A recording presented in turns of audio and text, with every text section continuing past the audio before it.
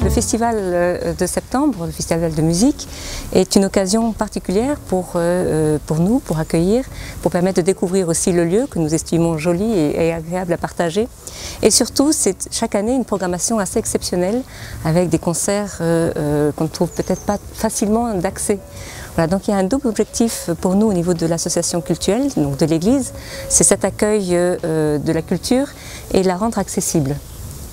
Donc c'est vraiment une occasion qu'on a chaque année et qui nous réjouit.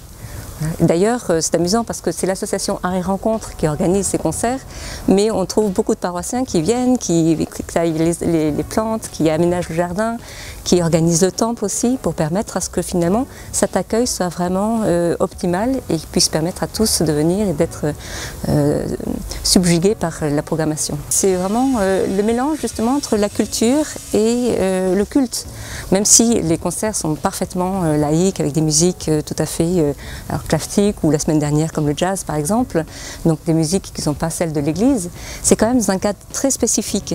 Et donc il y a quand même cette rencontre des deux où on s'aperçoit que la beauté finalement, eh bien, c'est à la fois un hymne et un plaisir à partager.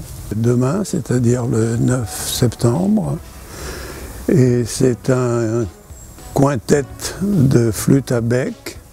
Ce sont une équipe qui vient de Chalon-sur-Saône.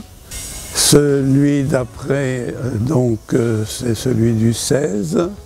Le 16, ce sera un quatuor à cordes, donc violon, violoncelle, qui viendra de Lyon.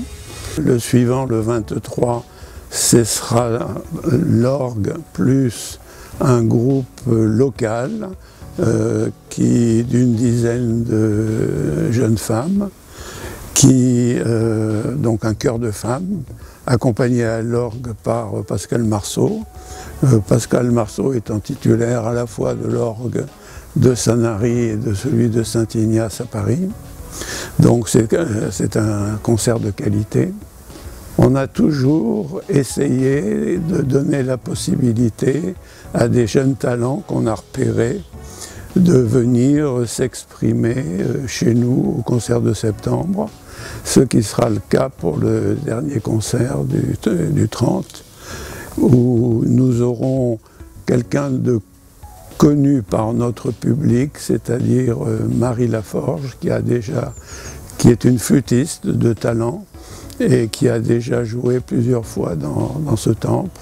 Il faut dire qu'on a été aussi aidé par la mairie, qui prend en charge grosso modo la moitié des concerts.